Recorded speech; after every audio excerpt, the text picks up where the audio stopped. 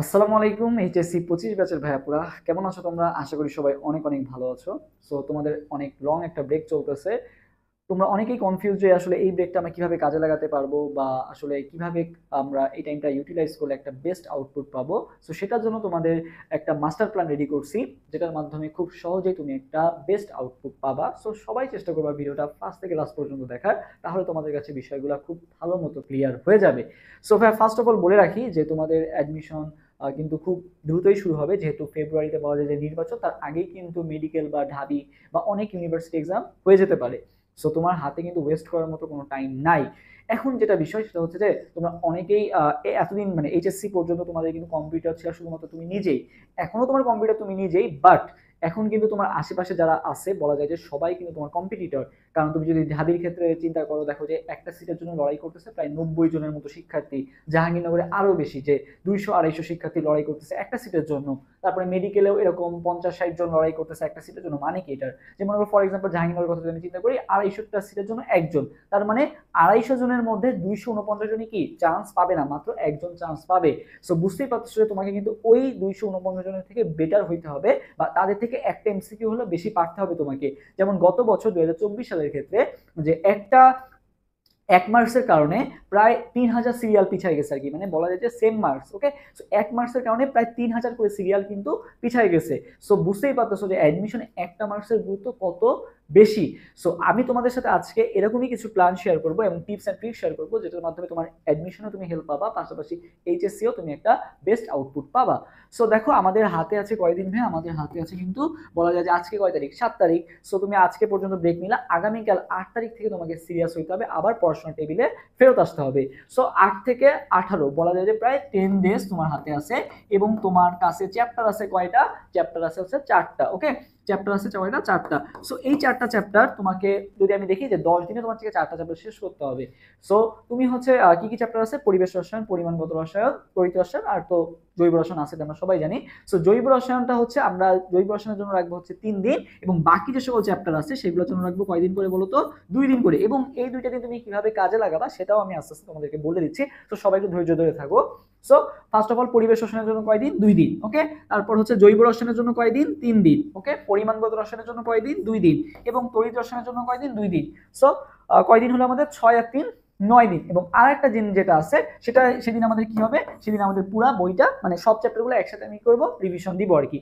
এখন ভাই এই যে 2টা দিন আছে, মানে প্রতিটা চ্যাপ্টার জন্য আমি যে 2 দিন রাখছি, 2টা দিন আমি কিভাবে ইউজ করবো।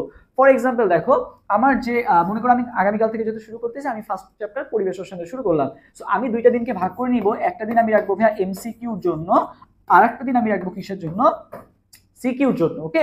সো এখন আমাকে যেটা করতে হবে, এমসিকিউ আমি যে আগে যে খালি এইচএসসি বেস পড়তাম, এখন আমাকে এইচএসসি বেস পড়লে হবে না, আমাকে এইচএসসির পাশাপাশি অ্যাডমিশনের কোশ্চেনগুলোও কিন্তু টাচ করতে হবে বা দেখতে হবে। তুমি পারো আর না পারো, তুমি ঢাবির কোশ্চেনটা দেখো, তুমি জাহাঙ্গীরনগরের কোশ্চেনটা দেখো।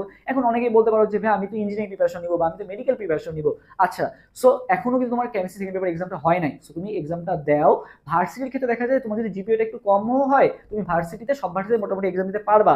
বাট ইঞ্জিনিয়ারিং ক্ষেত্রে দেখা যায় যে একটা রিকোয়ারমেন্টস থাকে, মেডিকেলের ক্ষেত্রে দেখা যায় যে জিপিএতে প্রায় 200 মার্কসের মতো থাকে। সো বলা যায় যে ওইখানে কিন্তু মার্কস অনেক বেশি কাটে। সো অনেকেই বলো আবার একটা কোশ্চেন যে ভাই আমি তো ভার্সিটি আমার টার্গেট, বাট আমি কি তাহলে ইঞ্জিনিয়ারিং মানে কোচিং করবো, কারণ আমি শুনছি যে ভার্সিটিতে চান্স পেতে গেলে নাকি ইঞ্জিনিয়ারিং কোচিং করা লাগে আর কি। তো ভাই বলি এগুলো আসলে কোনো কথা না, তুমি ভার্সিটি প্রিপারেশন নিয়ে অনেক ভালো করতে পারবা। মেডিকেল থেকেও কিন্তু অনেকে ভার্সিটিতে চান্স পায়, যেমন আমার কথা যদি বলি, আমি কিন্তু মেডিকেল প্রিপারেশন নিয়েছিলাম, বাট কোনো একটা কারণে হয় নাই, অনেক ভালো এক্সাম দিয়েছিল, অনেক ভালো প্রিপারেশন ছিল, বাট মেডিকেলে হয় নাই। কিন্তু মেডিকেল প্রিপারেশন নিয়ে আমার কিন্তু অন্যান্য সকল ভার্সিটি বলা যায়, ঢাবি বলো জাবি বলো, সকল ইউনিভার্সিটি কিন্তু মোটামুটি চান্স হয়ে গেছিল। যদি আমি সব জায়গায় এক্সাম দিই নাই, যেমন চট্টগ্রামে ফর্ম তুলে এক্সাম দেওয়া হয় নাই 2টা ইউনিটে, কারণ এখানে হয়ে গেছিল যেহেতু, আর এক্সাম দেওয়া হয় নাই। এবং সবচেয়ে মজার বিষয় কি, আমার ঢাবিতে কিন্তু 15টার মধ্যে ফিজিক্স 15টা এমসিকিউর মধ্যে 13টা এমসিকিউ হয়েছে, কেমিস্ট্রি 15টার মধ্যে 13টা এমসিকিউ হয়েছে। তাহলে বুঝতেই পারতেছো যে আমার কিন্তু ইঞ্জিনিয়ারিং প্রিপারেশন কখনোই ছিল না, আমার প্রিপারেশন ছিল কি মেডিকেলের পরবর্তীতে আমি ভার্সিটি প্রিপারেশন শুরু করছি, এবং আমার এইচএসসি তে প্রি ভার্সিটি কোর্সটা করা ছিল, যার ফলে আমি কিন্তু এটা একটা বেনিফিট পাইছি অ্যাডমিশনে যে। সো তোমরা যারা আমাদের ক্লাসগুলো করছো, আমরা কিন্তু অনেকটা অ্যাডমিশন টাইপের ক্লাসগুলো নিই, পাশাপাশি এইচএসসিও কভার করি। সো এইটার আউটপুট তোমরা হচ্ছে অ্যাডমিশনে গেলে বুঝতে পারবা, এবং যখন অ্যাডমিশনের কোশ্চেনগুলো খুলবা তখন বুঝতে পারবা যে আসলে না, এই কোশ্চেনগুলো আমি আগে পড়ছি বা আগে টাচ করছি আর কি, ওকে। সো যাই হোক না কেন, তোমাদের যেটা বলবো যে তোমরা এখন আপাতত মেডিকেল নাও বা ভার্সিটি নাও বা ইঞ্জিনিয়ারিং নাও, এখন আপাতত এগুলো ভাবার দরকার নেই। এখন তুমি জাস্ট ভার্সিটির কোশ্চেনগুলো দেখো আর কি। তুমি মেডিকেল, অনেকেই আছে মেডিকেল দিলেও ঢাবিতে দিবে বা ইঞ্জিনিয়ারিং দিলেও ঢাবিতে দিবে আর কি। সো তুমি আপাতত ঢাবির কোশ্চেন বা হচ্ছে অন্যান্য ভার্সিটি কোশ্চেনগুলো দেখো, এখান থেকে দেখবা এইচএসসির সাথে অনেকটা কি রিলেটেবল, ঠিক আছে। অনেক কোশ্চেন দেখবা যে ঢাবিতেও আসছে, আবার তোমার হচ্ছে বিভিন্ন বোর্ডেও আসতেছে। সো আমার যেটা পরামর্শ থাকবে তোমাদের, তোমরা এখন যেটা করবা যে ভার্সিটির কোশ্চেনগুলো সহজ, মানে সব কোশ্চেন তোমার দেখা দরকার নেই, কিছু কোশ্চেন তুমি পারবা না সেগুলো স্কিপ করো। তুমি মেইনলি ভার্সিটি কোশ্চেনটা একটা কি রাখলা, টাচ দিয়ে রাখলা, যাতে তুমি একটা ভার্সিটির ভাইবসটা পাও যে আসলে ভার্সিটিতে কোশ্চেনগুলো কেমন হচ্ছে। এই টাইম যেটা আছে, এই টাইমটা তো তোমাকে খালি বোর্ডের এমসিকিউ সলভ করার টাইম না। এই টাইমটা যে তুমি পাইছো অনেক বড় একটা টাইম, এটা তুমি কেমিস্ট্রিটাতে কাজে লাগাও। তোমাকে তো আমি বলতেছি না যে তুমি ফিজিক্স পড়ো, এখন তুমি এখন ম্যাথ পড়ো বা তুমি এখন বায়োলজি পড়ো, আমি তোমাকে সেই সাজেশন দিচ্ছি না। আমি তোমাকে কেমিস্ট্রিটাই বলতেছি, বাট কেমিস্ট্রি তুমি একটু অ্যাডভান্স আকারে পড়ো, যাতে তুমি অ্যাডমিশন একটা বেনিফিট পাও এবং অন্যরা যেটা করতেছে তুমি কিন্তু তাদের থেকে আগায় যাচ্ছ যখন তুমি অ্যাডমিশনের কোশ্চেনগুলো একটু দেখতেছো বা সলভ করার ট্রাই করতেছো। সো তোমার কাজ যেটা হবে, আগামীকাল তোমার ফার্স্ট কাজ হবে বইটা একবার পড়া, হাজাই নাকসারের বই। কারণ হাজাই নাকসারের বইটা অ্যাডমিশনে লাগে, তোমার তো ভার্সিটিতেও লাগবে এবং তোমার হচ্ছে মেডিকেলেও লাগবে হাজাই নাকসারের বই। সো হাজাই নাকসারের বইটা তোমার হচ্ছে আশা করি পরিবেশ রসায়ন পড়তে 4 ঘন্টার মধ্যে ইনশাল্লাহ তুমি একবার রিডিং শেষ করে ফেলতে পারবা। সো তুমি বইটা ভালো মতো পড়লা এবং অনুশীলনী এমসিকিউ খুবই খুবই গুরুত্বপূর্ণ। এটা তোমার মেডিকেলের জন্য তো মাস্ট লাগে, কেমিস্ট্রির ক্ষেত্রে অনুশীলনী এমসিকিউ এবং এইচএসসিতে তো অনেক গুরুত্বপূর্ণ, পাশাপাশি ভার্সিটির ক্ষেত্রে অনুশীলনী এমসিকিউ লাগবে। সো এই অনুশীলনী এমসিকিউটা তোমার কাজ হবে কালকেই শেষ করা। পাশাপাশি কি করবা, তুমি হচ্ছে কোশ্চেন ব্যাংক, ভার্সিটি যে কোশ্চেন ব্যাংকগুলো আছে বা তোমার কাছে যেই বই আছে না কেন ভার্সিটি যদি না থাকে, তোমার কাছে যদি পিডিএফ দরকার হয়, তুমি অ্যাডমিশন ওয়ারিয়ার্স পেজে নক দিবে, ইনশাআল্লাহ আমরা তোমাকে পিডিএফটাও প্রোভাইড করে দিব আর কি, কোনো সমস্যা নাই। ওকে, সো তোমার কাজ হবে কি, কোশ্চেন ব্যাংকটা ভালো মতো পড়া, ভার্সিটির যে কোশ্চেন ব্যাংকটা আছে বা ভার্সিটির যে কোশ্চেনগুলো আছে এগুলো তুমি জাস্ট দেখো এবং যতটুকু পারো সলভ করার ট্রাই করো। আচ্ছা, এরপর কি করবা, তোমার এইচএসসি যে গাইডটা আছে বা টেস্ট পেপার আছে বা মডেল টেস্ট আছে, সেটা থেকে তুমি কোশ্চেনগুলো সলভ করার চেষ্টা করো। এবং তোমাদের জন্য কিন্তু আমরা ক্লাসেরও অ্যারেঞ্জ করতেছি এবং তোমরা ফার্স্ট পেপারে দেখছো যে কেমিস্ট্রি ফার্স্ট পেপারের ক্ষেত্রে কতগুলো কমন পড়ছে, ডাইরেক্ট কমন পড়ছে আর কি, যেগুলো পড়াইছি আল্লাহর রহমতে কিন্তু ওখান থেকে কমন পড়ছে। সো সেকেন্ড পেপারের জন্য কিন্তু তোমাদের এরকম একটা ক্লাসের অ্যারেঞ্জ করবো, মানে যখন চ্যাপ্টার ওয়াইজ ক্লাসগুলো শুরু হবে আর কি, খুব শীঘ্রই তোমার জন্য শুরু করবো। সো এইটা পড়লে তোমার কিন্তু ভার্সিটিও কভার হবে, পাশাপাশি এইচএসসিও কভার হবে, যেহেতু এইচএসসি বেস্ট ক্লাসগুলো হবে। সো তোমরা ওই ক্লাসগুলো করবা, ওয়ান শট ক্লাসগুলো। এবং যারা আগামীকাল থেকে শুরু করতেছো, তোমরা চাইলে আমাদের অ্যাডমিশন ওয়ারিয়র যে ইউটিউব চ্যানেলটা আছে বা আমাদের কেমিস্ট্রি সেকেন্ড পেপার যে প্লে লিস্টটা আছে, তোমরা অ্যাডমিশন ওয়ারিয়র সার্চ দিলেই প্লে লিস্টটা পেয়ে যাবা। ওইখান থেকে তুমি ক্লাসগুলো একবার, আমার ক্লাসগুলো বেশি লং করি না, 1-1.5 ঘন্টার মধ্যে তুমি হচ্ছে পরিবেশ রসায়নটা একটা ওভারঅল ভিউ পেয়ে যাবা এবং এমসিকিউর জন্য খুবই সহায়ক। ওকে, সো তোমার যে কাজটা হবে, তুমি বই পড়লা, বই পড়ার পর চেষ্টা করবা হচ্ছে ওয়ান শট এমসিকিউ ক্লাসটা করে ফেলার, পরিবেশ রসায়ন বা হচ্ছে সবগুলো চ্যাপ্টারের উপরে আমি প্রায় 2 থেকে 3টা করে ক্লাস দেওয়া আছে। তো তুমি যে কোনো একটা ক্লাস করো, ভালো মতো করো, ইনশাল্লাহ এখান থেকে দেখবো অনেক অনেক কমন পড়ছে, যেটা তোমার কেমিস্ট্রি ফার্স্ট পেপারের ক্ষেত্রে পড়ছে। সো বই প্লাস হচ্ছে তুমি ক্লাসটা ভালো মতো করলা, দেন অনুশীলন এমসিকিউ সলভ করলা, কোশ্চেন ভার্সিটি এবং গাইডটা সলভ করলা আর কি। সো এটা করলে ভাই তোমার কি হবে, এটা করলে হচ্ছে তোমার খুব ভালো একটা এমসিকিউ প্রিপারেশন হয়ে যাবে। এবং একটা দিন গেল আমার এমসিকিউর জন্য, আমি তো প্রতিটা চ্যাপ্টারের জন্য 2টা দিন করে রাখছি। সো পরের দিন তোমার যে কাজটা হবে, সিকিউ সলভ করা। ওকে, সিকিউ তুমি কি করবা, সিকিউ তুমি হচ্ছে অর্গানিকের ক্ষেত্রে তুমি সিকিউটা, মানে অর্গানিকের ক্ষেত্রে তুমি একটু 2 দিন নিলা সিকিউর জন্য, ঠিক আছে, এমসিকিউর জন্য 1 দিন নিলা, যেহেতু অর্গানিক হচ্ছে আমি তোমার জন্য 3 দিন রাখছি আর কি। বাকি দিনগুলো তুমি করলা সিকিউ হচ্ছে টেস্ট পেপারে কোশ্চেনগুলো সলভ করা, বিগত 4-5 বছরের কোশ্চেনগুলো দেখলা আর কি, এটা মোর দ্যান এনাফ। ওকে, সো সিকিউর জন্য তুমি এটা করতে পারো। এবং 17 তারিখ আমাদের পরীক্ষা, তো 18 তারিখ, সো 17 তারিখ আমার কাজ কি হবে, ফুল বইটা একবার, এদিন তোমার আর অ্যাডমিশনের কোশ্চেন দেখার দরকার নাই, তুমি এদিন এইচএসসির কোশ্চেনগুলোই ভালো মতো দেখো। ইনশাল্লাহ এখানে তুমি মানে অনেক, মানে এটা তোমার 4টা চ্যাপ্টার শেষ করতে বেশি টাইম লাগবে না, কারণ তুমি অলরেডি 2 দিন করে টাইম দিছো বা 3 দিন করে টাইম দিছো। সো এই একটা দিনে তুমি পুরো বইটা একবার ভাজা ভাজা করে ফেলতে পারবা, কোনো সমস্যা হবে না।